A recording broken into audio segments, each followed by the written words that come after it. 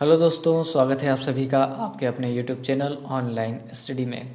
मैं रजत जाधव और मेरी टीम आज भौतिक विज्ञान के 5वें भाग को आपके लिए लेकर आए हैं, जिसमें आपको आईएमपी क्वेश्चन बताए जाएंगे जो आपके लक्ष्य प्राप्ति में सहायक होंगे।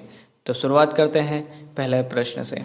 केल्विन मान से मानव शरीर का सामान्य ताप है 280, 290, 300, 310। तो इसका सही आंसर है डी 310। नेक्स्ट क्वेश्चन, कितना तापमान होने पर पाठ्यांक सेल्सियस और फ़ारेनहाइट तापमापियों में एक ही होंगे? तो इसका आंसर है पहला -40 डिग्री, 212 डिग्री, 40 डिग्री, 100 डिग्री। तो इसका सही आंसर है ए -40 डिग्री। नेक्स्ट क्वेश्चन, न्यूनतम संभव ताप है पहला -273 degree, 0 degree Celsius, -300 degree Celsius, 1 degree Celsius. इसका सही आंसर है ए -273 डिग्री सेल्सियस। नेक्स्ट क्वेश्चन, किसी मनुष्य के शरीर का सामान्य तापक्रम होता है 98 degree Fahrenheit, 98 degree Celsius, 68 degree Celsius, 66 degree Celsius Fahrenheit. तो यहाँ पर हमारा आंसर है ए 98 डिग्री फ़ारेनहाइट। नेक्स्ट क्वेश्चन, एक स्वस्थ मनुष्य के शरीर का ताप होता है 37 degree Celsius, 37 degree Fahrenheit, 98.4 degree Celsius, 98.4 kelvin. इसका सही आंसर है ए 37 डिग्री सेल्सियस। अगले क्वेश्चन पे बढ़ते हैं।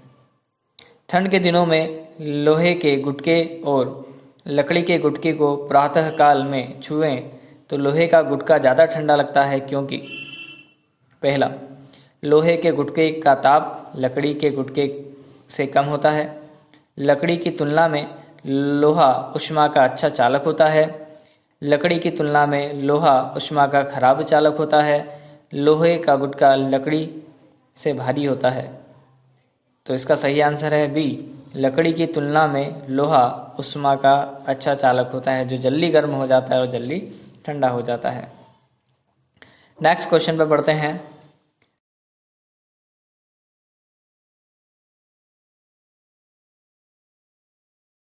आणविक संचलन के द्वारा ऊष्मा का संचरण क्या कहलाता है?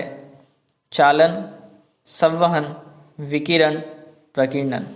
तो इसका सही आंसर है बी, संवहन। अगला प्रश्न, निम्नलिखित द्रवों में कौन सा ऊष्मा का बहुत अच्छा चालक है? पारा, पानी, ईथर, बेंजीन। तो इसका सही आंसर है पारा, जो बहुत ऊष्मा का बहुत अच्छा चालक है। अगला प्रश्न, समान मोटाई के कपड़े की दो परतें उसके 2 गुना मोटाई के कपड़ों की एक परत से अधिक उष्ण वातावरण प्रदान करती है, इसका क्या कारण है? पहला, दोनों परतों के बीच संपुटित वायु के कारण। दूसरा, क्योंकि दोनों परतों की प्रभावी मोटाई अधिक होती है। तीसरा, कपड़े का सबविन्यास बहुत यह भूमिका निभाता है। चौथा, कपड़े की बुनाई यह भूमिका निभाती है। तो इसका सही आंसर होगा ए, दोनों परतों के बीच संपुटित वायु के कारण। अगला प्रश्न, ग्रीष्मकाल में हमें सफ़ेद वस्त्र धारण करने की सलाह दी जाती है क्योंकि पहला, वे भद्र दिखते हैं, उन्हें दूर से भी देखा जा सकता है, सफ़ेद वस्त्र ताप का कम अवशोषण करते हैं, यह एक सामान्य परंपरा है। तो इसका सही आंसर है सी, सफ़ेद वस्त्र ताप का कम अवशोषण करते हैं। अगला प्रश्न, न्यून तापमानों का अनुप्रयोग होता है। पहला, अंतरिक्ष यात्रा के लिए, अंतरिक्ष यात्रा, शल्यकर्म, चुंबकीय प्रोत्थापन, शल्यकर्म, चुंबकीय प्रोत्थापन एवं दूरमिति। तीसरा, अंतरिक्ष यात्रा, शल्यकर्म एवं दूरमिति। चौथा, अंतरिक्ष यात्रा, चुंबकीय प्रोत्थापन एवं दुर्मिति में। तो इसका सही आंसर है डी, अंतरिक्ष यात्रा, चुंबकीय प्रोत्थापन एवं दुर्मिति में। तेज हवा वाली यात्रा में ओस नहीं बनती क्योंकि पहला, वाष्पीकरण की दर तेज होती है, हवा में नमी कम होती है, तापमान ऊंचा रहता है, आकाश साफ नहीं होता है। तो इसका सही आंसर है ए, वाष्पीकरण की दर तेज होती है। अगला, ठोस कपूर से कपूर वाष्प बनने की प्रक्रिया को कहते हैं। पहला वाष्पीकरण, दूसरा हिमीकरण, तीसरा पिघलना, चौथा ऊर्ध्वपातन। तो इसका सही आंसर है ऊर्ध्वपातन। मनुष्य आर्द्रता से परेशानी महसूस करता है, इसका निम्न कारण में से उपयुक्त कारण क्या है? पहला, अधिक पसीना आना, दूसरा कम पसीना आना, तीसरा पसीने का आर्द्रता के कारण वाष्पित नहीं होना, चौथा उपयुक्त में से कोई नहीं। तो इसका सही आंसर होगा सी, पसीने का आर्द्रता के कारण वाष्पित नहीं होना। अगला प्रश्न, किसी द्रव का उसके क्वथनांक से पूर्व उसके वाष्प में बदलने की प्रक्रिया क्या कहलाती है? पहला वाष्पीकरण, दूसरा सघनन, तीसरा हिमीकरण, चौथा इनमें से कोई नहीं। तो इसका सही आंसर है ए, वाष्पीकरण। अगला, पहाड़ों पर पानी निम्नलिखित तापमान पर उबलने लगता है। पहला, 100 डिग्री सेल्सियस से कम, 100 डिग्री सेल्सियस से अधिक, 100 डिग्री सेल्सियस, इनमें से कोई नहीं। तो इसका सही आंसर आएगा ए, 100 डिग्री सेल्सियस से कम।